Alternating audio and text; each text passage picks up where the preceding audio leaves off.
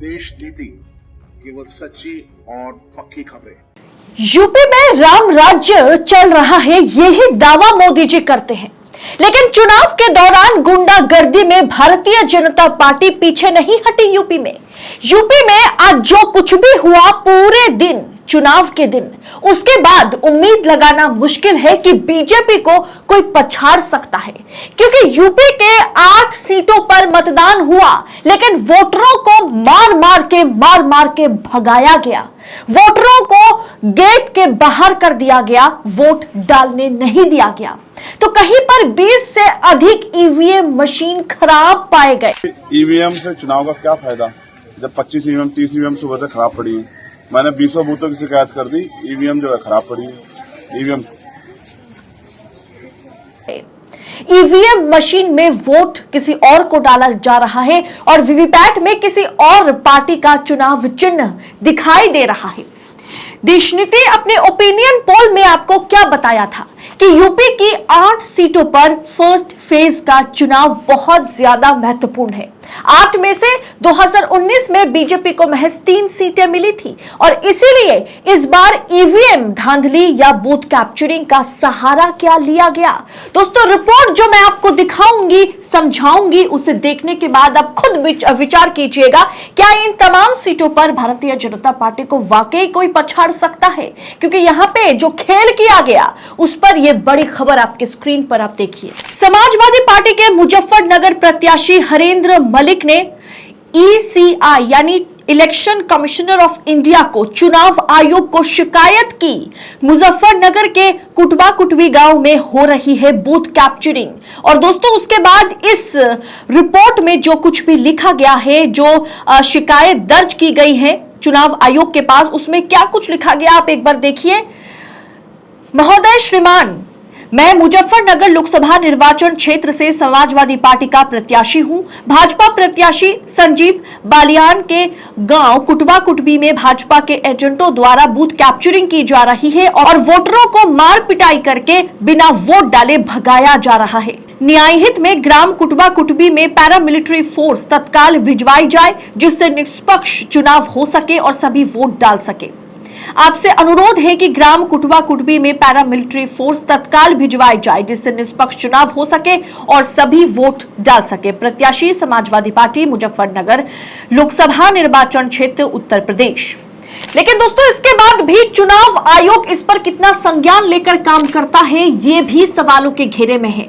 खबर फिलहाल जो मैं जब रिकॉर्ड कर रही हूं ये स्टोरी, तब तक खबर यह है ना तो वहां पैरामिलिट्री फोर्स भेजा गया और ना ही चुनाव आयोग इस पर संज्ञान लेता हुआ नजर आया। यानी सबसे बड़ी बात, मुजफ्फरनगर में आज चुनाव होने थे और चुनाव के दौरान वोटरों को मार पिटाई करके भगाया गया। ये आरोप वहां के जो समाजवादी पार्टी के प्रत्याशी है उन्होंने भारतीय जनता पार्टी के एजेंटों पर लगाया। वहां पे भारतीय जनता पार्टी के जो एजेंट है वो गुंडागर्दी करते हुए उतर आए और उनकी गुंडागर्दी के चलते वहां पर शांतिपूर्ण तरीके से वोट नहीं डाल पाए वहां की जनता। तो वहीं दोस्तों, उत्तर प्रदेश से एक खबर और आ रही है जो दिल दहला देने वाली है। चुनाव के दिन सुबह या पूरे दिन अगर ईवीएम मशीन्स खराब पाई जाती है, ईवीएम में वोट किसी और को डाला जा रहा है और वीवीपैट में चुनाव चिन्ह किसी और पार्टी की जो है वो पॉपअप हो रही है, तो ये एक बड़ा सवाल पैदा करता है, क्योंकि ऑलरेडी सुप्रीम कोर्ट में ईवीएम और वीवीपैट में 100% मिलान कराने की या क्रॉस चेक कराने का मामला जो है वो सुप्रीम कोर्ट में चल रहा है। तो इसमें खुद चंद्रशेखर आजाद रावण ने ये आरोप लगाया कि ईवीएम मशीनें जो हैं वो खराब है। सुबह से कम 20 ईवीएम मशीनें जो हैं वो खराब पाई गई है, जिसके बाद उन्होंने चुनाव आयोग को जो है कि एक रिपोर्ट भी सबमिट किया है, उन्होंने एक शिकायत भी दर्ज कराई है और उन्होंने ये दावा किया कि ईवीएम खराब होना जो है वो शुरू हो गई है। कैसे निष्पक्ष चुनाव होगा? भीम आर्मी चीफ चंद्रशेखर आजाद रावण ने यह सवाल उठाया है। दोस्तों, उत्तर प्रदेश की जिन 12 सीटों पर चुनाव होने थे उनमें से नागीना जो क्षेत्र है जहां पर आज लोकसभा का पहला मतदान हुआ, वहां पर 20 ईवीएम मशीन्स खराब पाई गई हैं, जिसके चलते वोटिंग जो है, मतदान जो है वो बुरी तरह से प्रभावित हुआ है। और उसके चलते चंद्रशेखर आजाद ने बाकायदा शिकायत दर्ज की है चुनाव आयोग से। यहां पर 20 मशीनें खराब पाई गई। उन्होंने फोन पर क्या कुछ कहा, आप एक बार उसको सुनिए। ईवीएम से चुनाव का क्या फायदा जब 25 ईवीएम 30 ईवीएम सुबह से खराब पड़ी है। मैंने 20 बूथों की शिकायत कर दी, ईवीएम जो है खराब पड़ी है। ईवीएम यानी दोस्तों ये तो साफ है कि चुनाव से महज एक दिन पहले जब मॉक टेस्ट कराया गया तो वहां पाया गया कि वोट किसी और को डाला जा रहा है, तो पर्ची भारतीय जनता पार्टी की या चुनाव चिन्ह जो है वीवीपैट में वो भारतीय जनता पार्टी की दिखाई दे रही है। वहीं पर चंद्रशेखर आजाद ने यह दावा किया कि नागीना जो चुनावी क्षेत्र है उत्तर प्रदेश में, वहां 20 मशीनें जो है ईवीएम मशीनें खराब पाई गई हैं। तो वहीं पर यह भी दावा किया गया कि भारतीय जनता पार्टी के एजेंट्स जो हैं उन्होंने वोटरों को वोट डालने का मौका नहीं दिया, मार पिटाई करके उन्होंने वोटरों को भगाया।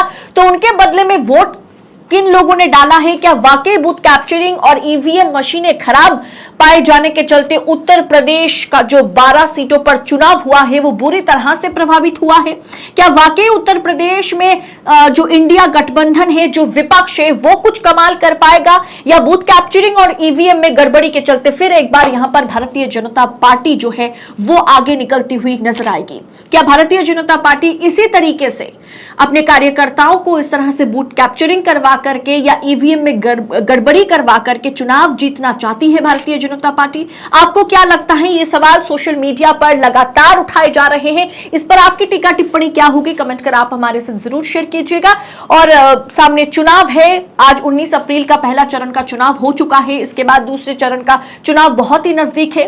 पल पल की खबरें जो है पूरी निष्पक्षता के साथ पाने के लिए देश नीति को सब्सक्राइब कर लीजिए और साथ ही साथ बेल आइकन को दबा करके नोटिफिकेशन के लिए घंटी दबा दीजिएगा। बहुत बहुत शुक्रिया। जय हिंद, जय भारत।